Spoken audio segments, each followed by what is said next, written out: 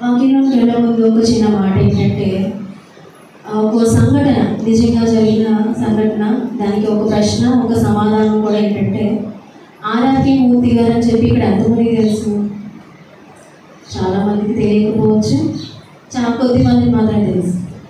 ఈ ఆర్ఆర్కే మూర్తి గారు ఎవరంటే ఒక పండితుడు అనమాట, బ్రాహ్మణుడు.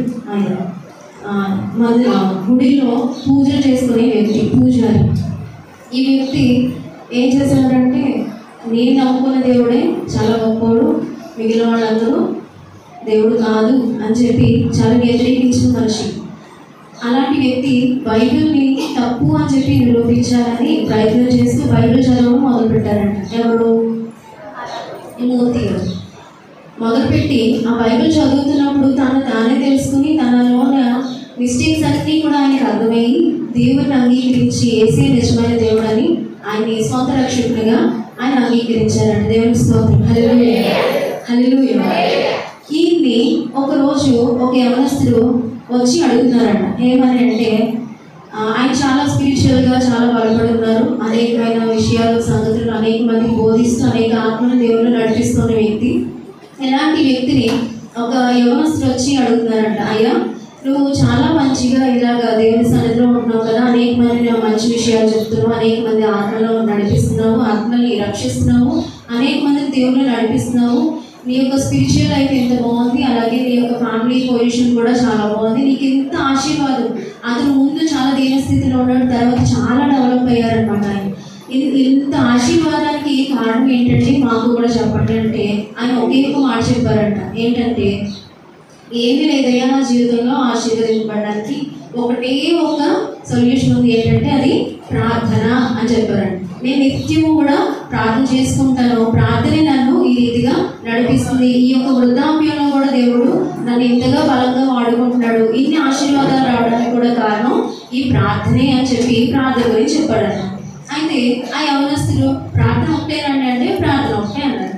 అయితే నాకు ప్రార్థన చేసుకోవాలని ఉందండి, కానీ ప్రార్థన చేసుకోవడం కూడా నాకు చేతన అవ్వటం లేదు, ప్రార్థన కూడా ఎలా చేయాలో నాకు తెలియదు, ప్రార్థన చేసుకోవాలనుకుంటున్నాను కానీ ప్రార్థన నాకు చాలాసార్లు రావట్లేదు అన్నాడు. అది ఏం చెప్తారండి దానికి సమాధానం అంటే, ఆయన మళ్ళీ చెప్పారంట, నీకు ప్రార్థన లేదు రావట్లేదు కదయ్యా, ప్రార్థన చేసుకో అని చెప్పేసి అన్నారంట. అంటే మనం ప్రార్థన చేయలేకపోవడానికి కూడా సొల్యూషన్ ఏంటి? ప్రార్థనే. ప్రార్థన నాకు నేర్పించు ప్రభా, నేను ప్రార్థన చేయలేకపోతున్నాను, నాకు ప్రార్థనలో నన్ను బాగా నడిపించు అని దేవుడిని అడిగినప్పుడు, మళ్ళీ ప్రార్థన చేసుకున్నప్పుడు దేవుడు మనల్ని నడిపిస్తాడు. అంటే ప్రతి ఒక్క సమాధానం, ప్రతి ఒక్క ప్రశ్నలకి, ప్రతి ఒక్క సిచ్యువేషన్ కూడా ఆన్సర్ ఏంటంటే, సమాధానం ఏంటంటే ప్రార్థనే. మన జీవితంలో కూడా ఉండవలసింది ఏంటండి? ప్రార్థనే, ప్రార్థనే. దేవుడు కూడా అదే మాట చెప్తున్నాడు. ఫిలిప్పీయులకు రాసిన పత్రిక 4వ అధ్యాయము 6వ వచనం చదువుదాము. దేనిని గూర్చి చింతపడకుడి గాని ప్రతి విషయంలోనూ ప్రార్థన విజ్ఞాపనల చేత కృతజ్ఞతాపూర్వకముగా మీ విన్నపములు దేవునికి తెలియచేయండి. ఇక్కడ దేని గురించి కూడా చింతపడద్దు అన్నాడు. మనము ప్రార్థన ఎందుకు చేస్తామంటే, మనకున్న కష్టాలను బట్టి, మనకున్న సమస్యలను బట్టి, మనకున్న చింతలను బట్టి, మనకున్న ప్రాబ్లమ్స్ బట్టి మాత్రమే ప్రార్థన చేస్తాం. ఆత్మీయంగా నన్ను ఉంచు ప్రభా, నేను మీ సన్నిధిలో ఎదగాలి, నేను ఇంకా బలపరచబడాలి అని దేవుడిని అడిగే వాళ్ళు చాలా తక్కువ మంది అనమాట.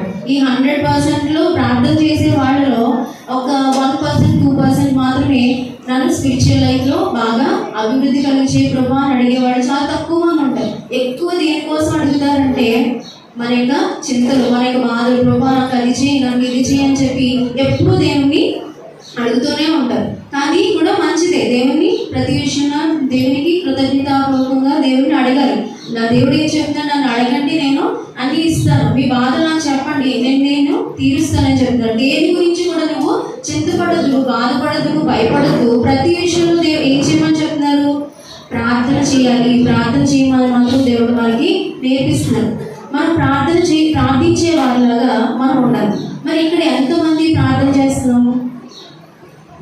ఎంతమంది ప్రార్థన చేస్తున్నాము?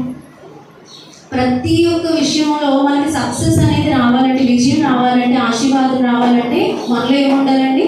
ప్రార్థన ఉండాలి. యేసుక్రీస్తు ప్రభు వారు కూడా అన్ని కార్యాలు, అన్ని అద్భుతాలు చేయడానికి అసలైన మూలం ఏంటండి? ప్రార్థనే.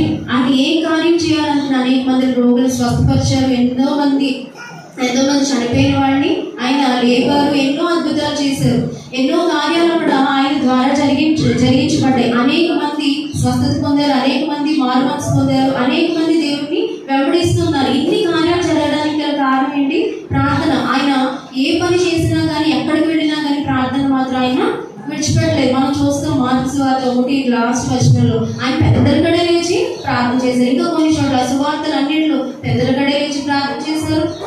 ఆయన తెల్లవారుజామున 4 గంటలకి లేచి ప్రార్థన చేశారు, వెళ్ళి నైట్ అంతా ప్రార్థన చేశారు, రాత్రి అంతా ప్రార్థన చేశారు. ఇంకా ప్రతి దినములో ఆయనకి ఎక్కడ ఇంత చిన్న గ్యాప్ ఉంటే అంత చిన్న గ్యాప్లో కూడా ఆయన ఏం చేస్తారంట? ప్రార్థన చేస్తున్నారు. మనం ఏం చేస్తున్నాం? ఇంత చిన్న పని చేసి వచ్చి ఆయన మార్నింగ్ అంతా అలసిపోయాము, చాలా నీరసంగా ఉందని చెప్పి కొంచెం సేపు రెస్ట్ తీసుకోవడానికి చూస్తాం.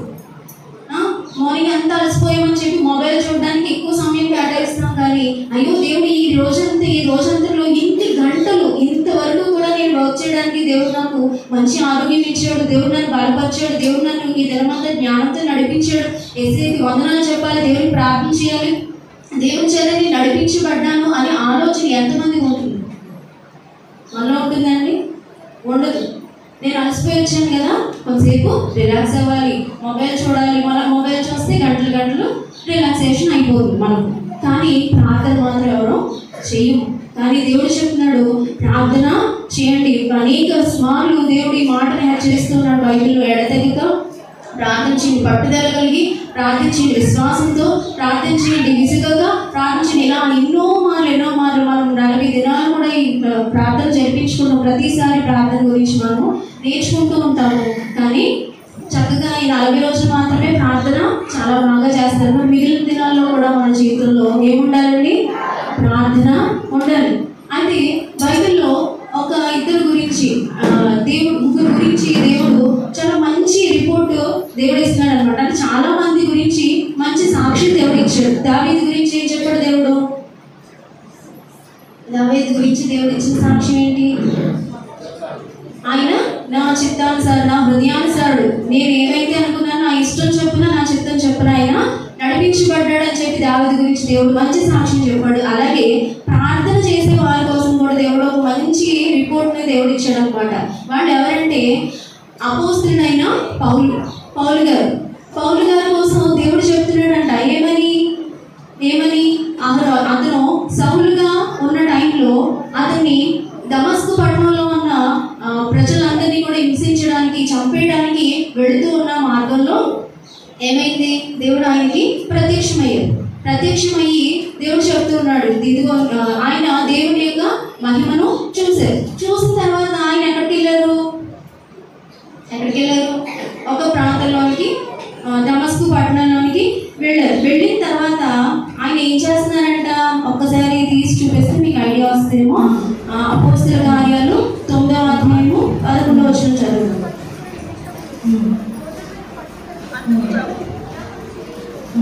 అతడు ప్రభు ఇదిగో నేను ఉన్నానని అందుకు ప్రభు నేను లేచి తిన్నది తరపడం మీదికి వెళ్ళి యోధా అనుమాని ఇంట దాసువాడైన సౌలు అనుమాని వరకు విచారించు, ఇదిగో అతను ప్రార్థన చేస్తున్నాడు.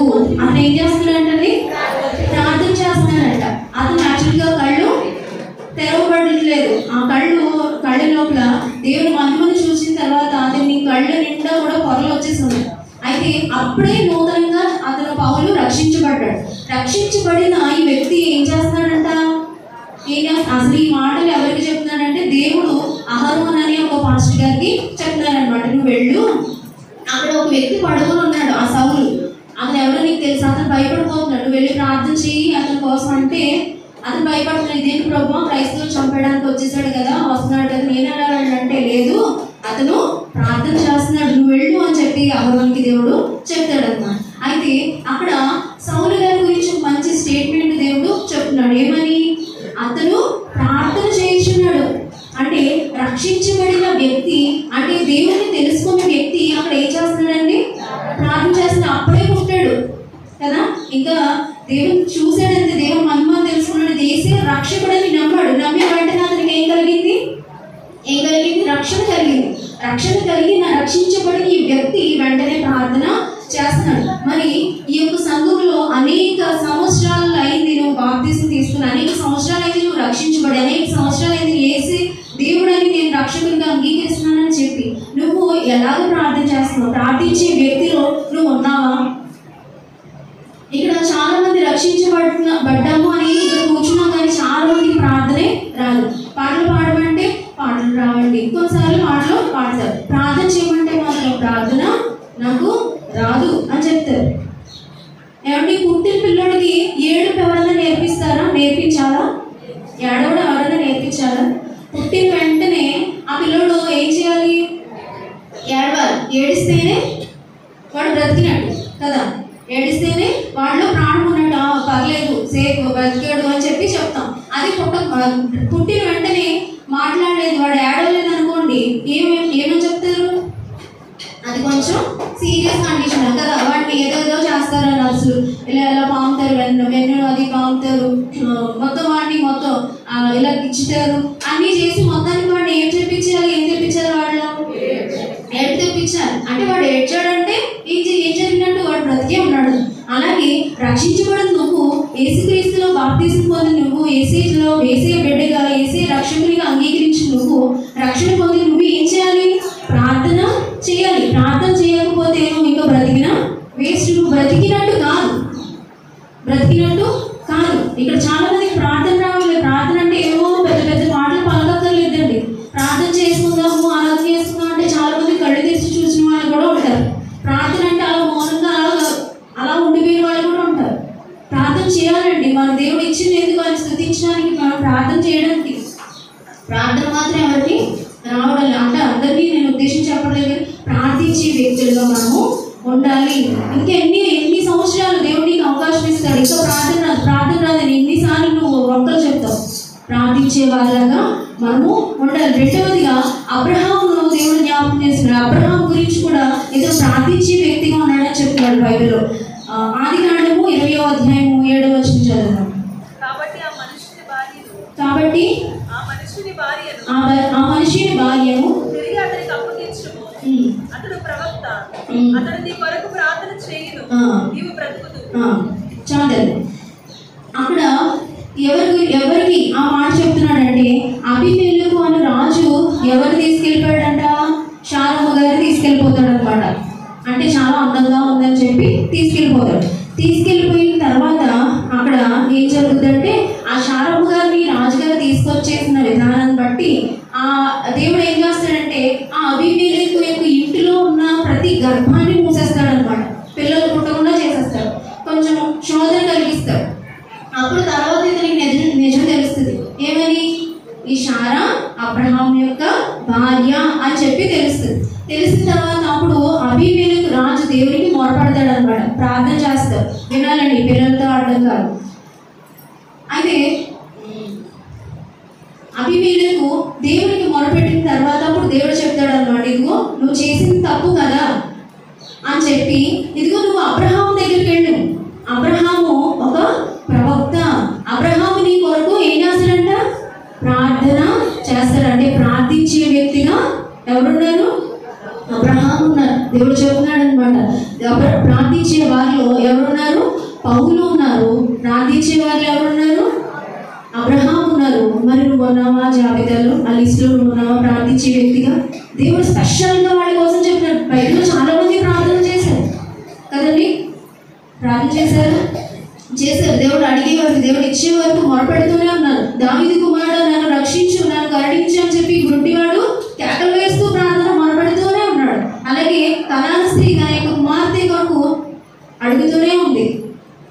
మరి వీళ్ళ లిస్టే ఎందుకు వచ్చింది అంటే, వాళ్ళు నిజమైన ప్రార్థన, దేవునికి పట్టుదలతో కూడిన ప్రార్థన, దేవునికి ఇష్టమైన ప్రార్థన చేశారు. మిగిలిన వాళ్ళు రక్షించబడాలని వీళ్ళు దేవునికి సన్నిధిలో ప్రార్థన చేశారు. 99వ కీర్తనలో 6వ వచనంలో ప్రార్థించే వారిలో సమూయేలు ఉండేమో అని మాట చెప్తున్నాడు. అంటే ఈ ప్రార్థించే వారి లిస్టులో ఇంకెవరున్నారంట? సమూయేలు ఉన్నాడంట. సమూయేలు ఏం చేస్తున్నాడు? ఇశ్రాయేలు ప్రజలందరి కొరకు కూడా దేవుని సన్నిధిలో మొరపెడుతున్నాడు. యుద్ధానికి వెళ్ళాలా మానేయాలా ప్రభా? ఏం చేయమంటావు? ఎడమంటావా వద్దంటావా? ఈ ప్రజలు తప్పు చేశారు, ఎలా ఉండాలి, ఏం చేయాలి అంటే రైట్ ఆర్ రాంగ్ ప్రతిదీ కూడా దేవుని దగ్గర విచారించే వ్యక్తిగా, ప్రార్థించి అడిగి తెలుసుకునే వ్యక్తిగా ఈ యొక్క సమూయేలు ఉన్నాడంట. మన జీవితంలో గొప్ప విచారకరం ఏంటంటే ప్రార్థనకి జవాబు రాకపోవడం తప్పు కాదంట. నేను చెప్పింది అర్థమైందండి? ప్రార్థనకి జవాబు రాకపోవడం తప్పు కాదు, ప్రార్థించకపోవడం పెద్ద తప్పు.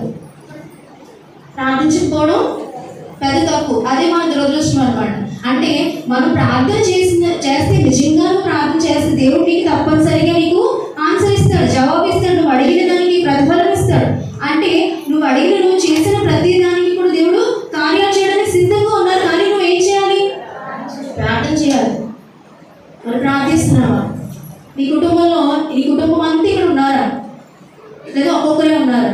ఆ కుటుంబం అంతా రక్షణ కోసం మనకి తిమోతి గ్రంథంలో చెప్తారు కదా, నువ్వు ఏం చేయమని నీ అధికారుల కొరకు, రాజుల కొరకు, అందరి కోసం ప్రార్థన చేయమని చెప్తున్నారు కదా. మరి నీ ఇంట్లో వాళ్ళ కోసం, నీ బిడ్డల కోసం, నీ భర్త కోసం, నీ భార్య కోసం, నీ తల్లిదండ్రుల కోసం, ఎవరైతే దేవునికి ఇంకా దూరంగా ఉన్నారో వారి కోసం నువ్వు ప్రార్థన చేస్తున్నావా? ప్రార్థించే వ్యక్తిగా, ప్రార్థించే గుంపులో ఉన్నావా? చక్కగా ఆల్రెడీ ప్రేయర్ జరుగుతుంది, ప్రార్థన చేయడానికి రెండమ్మా అని పిలుస్తుంటే వచ్చి ఏం చేస్తున్నా అండి? కూర్చుని ఆడుకోవట్లేదు. అందరి కోసం, సంఘం అందరి కోసం, గ్రామం అందరి కోసం ప్రార్థన చేస్తున్నాం. ప్రార్థన చేయడానికి రెండమ్మా అంటే ఎవరు రారు. చెబుతున్నాడు ప్రార్థన మన చేతుల్లో చాలా ముఖ్యము, చాలా ఇంపార్టెంట్ అనమాట. ప్రార్థన చేసే వారిలో నా పేర్లు కూడా ఉండాలి. దేవుడు ఎలా అయితే చెప్పారు, ప్రార్థించే వ్యక్తిగా పౌలు ఉన్నాడు, ప్రార్థించే వ్యక్తిగా సమూయేలు ఉన్నాడు, ప్రార్థించే వ్యక్తిగా అబ్రహాం ఉన్నాడని పర్టికులర్గా ఎలా అయితే చెప్పాడో ప్రార్థించే వ్యక్తిగా నీ పేరు చెప్పాలి, నీ పేరు చెప్పాలి. ఇంకొక చిన్న మాటను చదువుకొని ముగించుకుందాము. ఒక్క మాట, ఎఫెసీ గ్రంథము 6వ అధ్యాయము 18వ వచనం. ప్రతి సమయమునందును ప్రతి విధమైన ప్రార్థనలు విజ్ఞాపనలు చేయించు ఆ విషయమై సమస్త పరిశుద్ధుల నిమిత్తమును పూర్ణమైన పట్టుదలతో విజ్ఞాపన చేయించు మెలకువగా ఉంది. ఆత్మ వలన ప్రతి సమయమునందును ప్రతి విధమైన ప్రార్థనలు విజ్ఞాపనలు చేయించు ఆ విషయమై సమస్త పరిశుద్ధుల నిమిత్తమును పూర్ణమైన పట్టుదలతో విజ్ఞాపన చేయించు మెలకువగా ఉంది. మొదటి మాట ఏంటండి?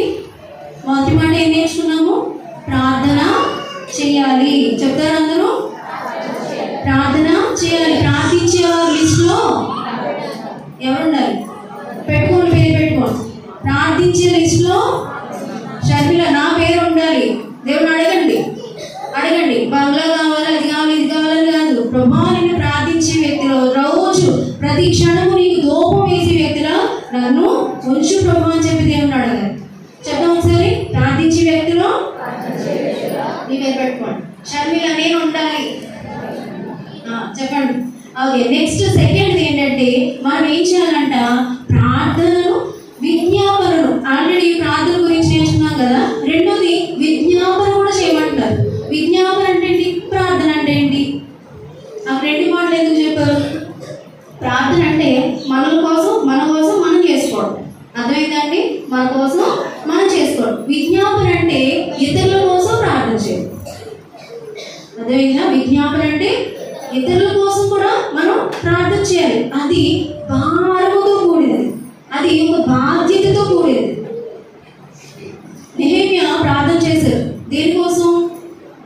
యెరూషలేము యొక్క ప్రాకారం కట్టబడాలని చెప్పి నెహెమ్యా ప్రార్థన చేశారు. అది అతని అవసరమా, వేరే వాడి అవసరమా? ఎందుకు నెహెమ్యా అంటే ఎవరో తెలియదండి. ఇక్కడ మా చర్చిలో ఉన్న నెహెమ్యా తప్ప అనుకుంటున్నారు. నెహెమ్యా అంటే దేవుని యొక్క ఇశ్రాయేలీయులకు సంబంధించిన వ్యక్తి అనమాట. అతను సింపుల్గా చెప్పాలంటే.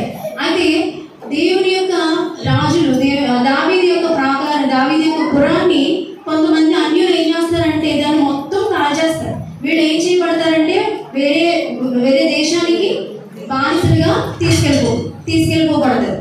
అయితే అలాంటి టైంలో మరలా నా దేవుడు నన్ను, నా యొక్క తండ్రి జనాంగాన్ని కాపాడిన ఆ దేశం, ఆ రాజ్యం మరలా కట్టబడాలని చెప్పి ఇతను బోర్ని ఏడుస్తూ విలపించి దేవుడు మొరపడతాడు అనమాట. ఆ ప్రాకారం ఎలా కట్టబడాలయ్యా, మరలా దానికి నూతన వైభవం రావాలి. దావీదును దేవుడు నువ్వు ఎంతో అభిషేకించావు, నీ తర్వాత వచ్చిన వాళ్ళ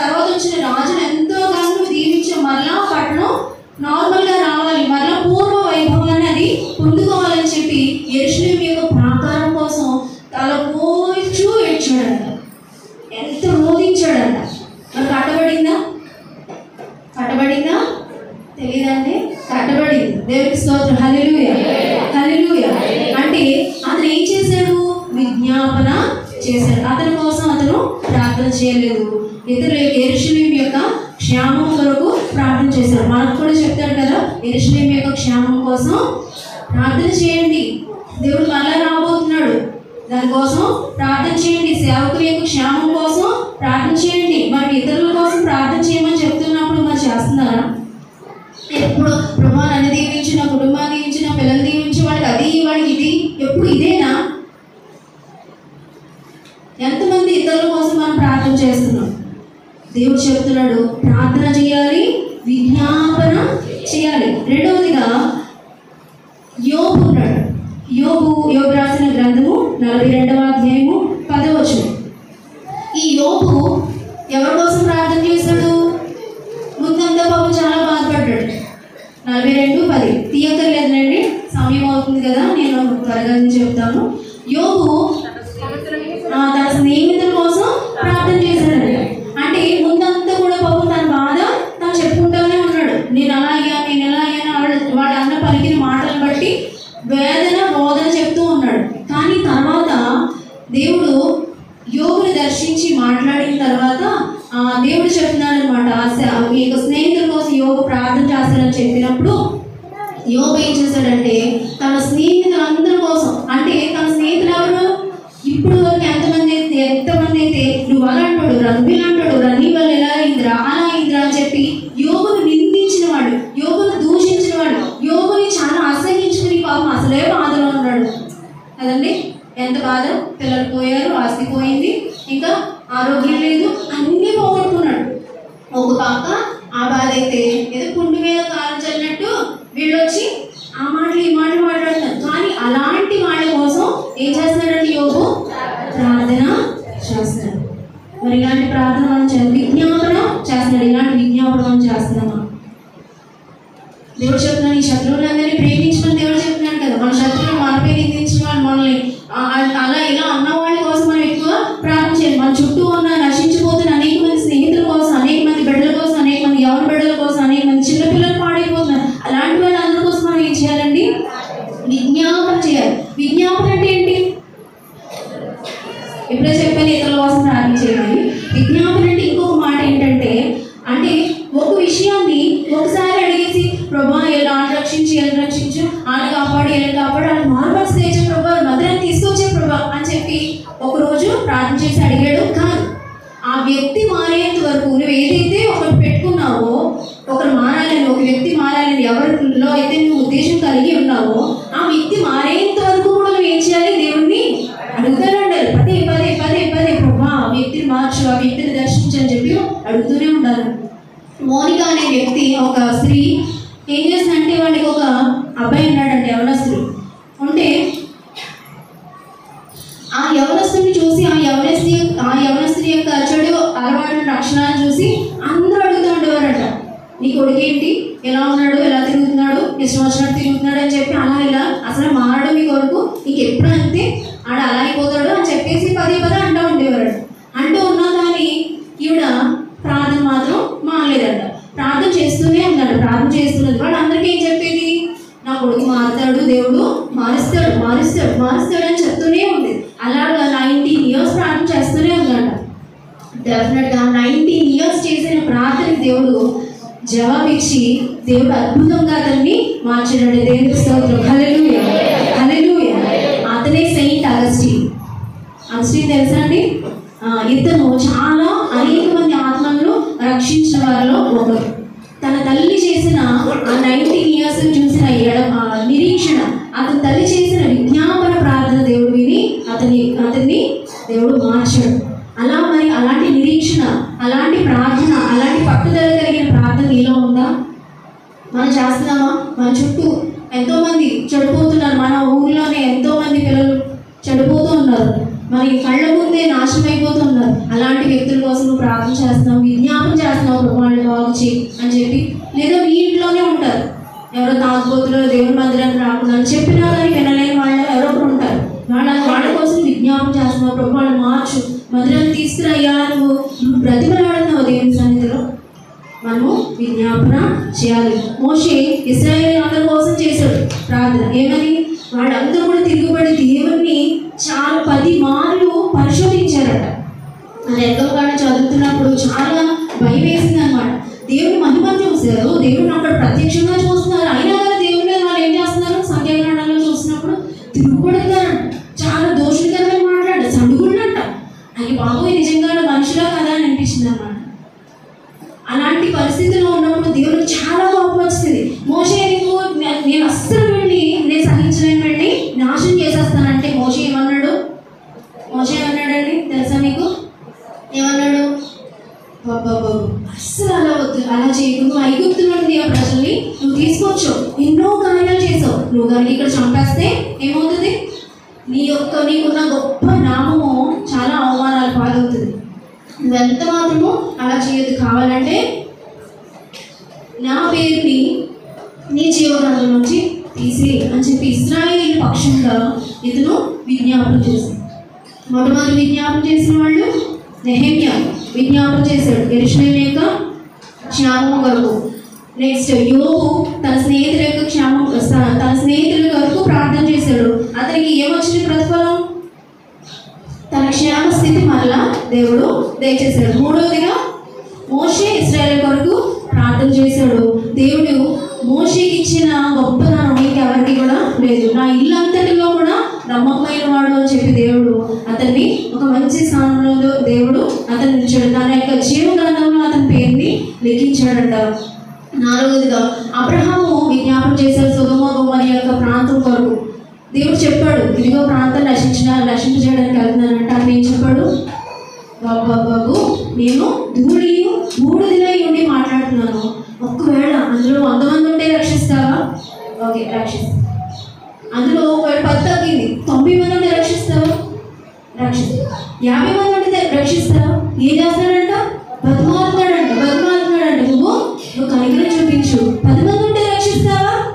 రక్షిస్తా. ఒక్కరున్నా రక్షిస్తావా అని చెప్పి సొదొమ గొమొర్రా యొక్క పట్టణం కొరకు అతను విజ్ఞాపన చేసి దేవుణ్ణి అడిగే వ్యక్తిగా ఉన్నాడు.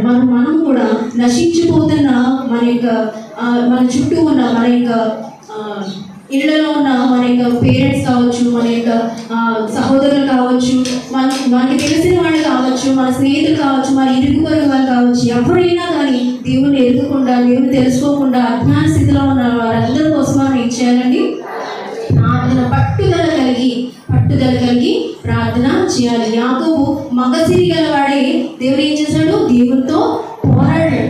అసలు నువ్వు నన్ను ఆశీర్వదించే వరకు నేను వదిలిపెట్టను అని గట్టిగా పట్టుకున్నాడు అనమాట. మరి దేవుడి సన్నిధిలో మనం కూడా ఏం చేయాలి?